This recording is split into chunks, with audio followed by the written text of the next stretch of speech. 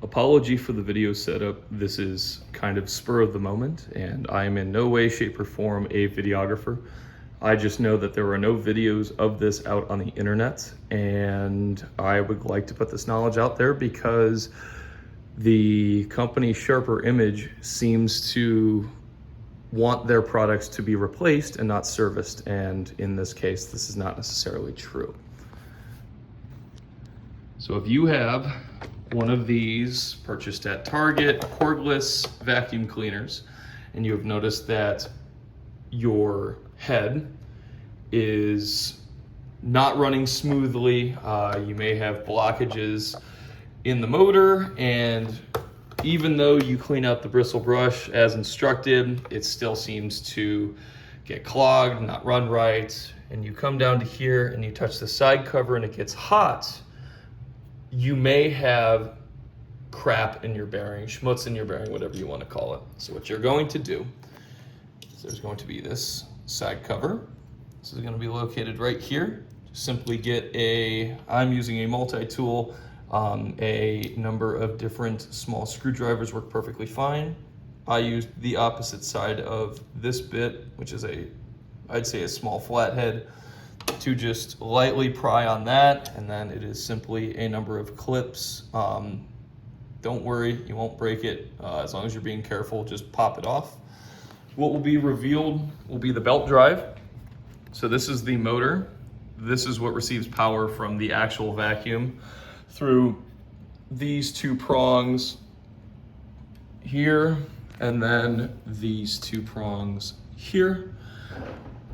What you're going to do is you're going to slide this belt off to reveal this cog. You are then going to unscrew this screw while holding this backing plate, and what will be revealed is this bearing pressed onto this backing plate. And what you are going to do is, at least what I did, take a very small screwdriver. This is going to be pressed onto this.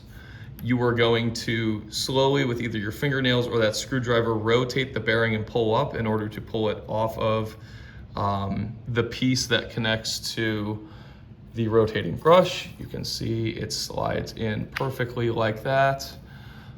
And once that is done and all of the material is cleared, just check your bearing on both sides, make sure it rotates freely. This now rotates freely. What you're going to do, and I will place this phone up here. Once again, I'm not a videographer, so this is not going to look great. You're going to take this piece, and with the bearing, which seems to be omnidirectional, you're going to press this back onto the bearing.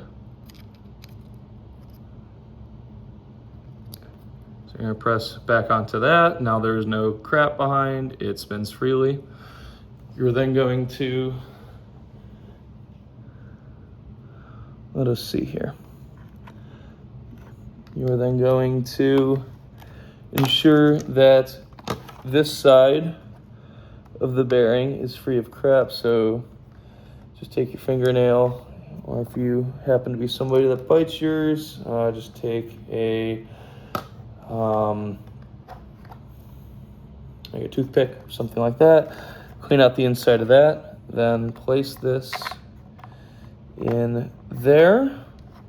That is now placed in there, seems to rotate freely.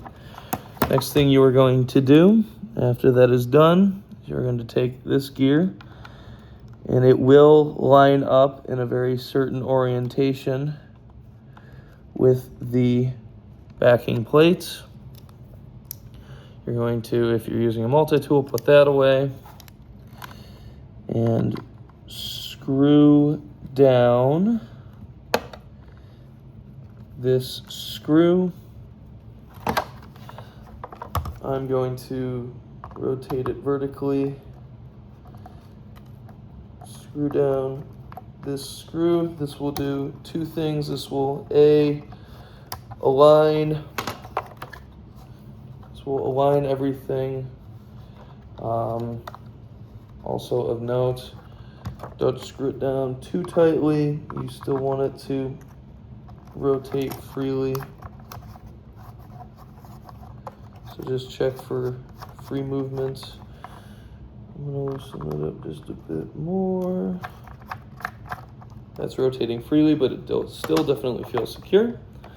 So now this should look like this. Next thing you're going to do is take your belt, slip it over this end, and then just a little bit of force, slip it over here, check, make sure that that feels fine.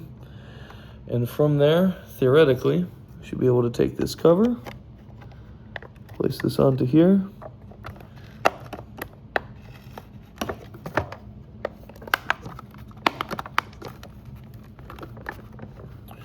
All right, that's on. Put this through here. That locks into place, and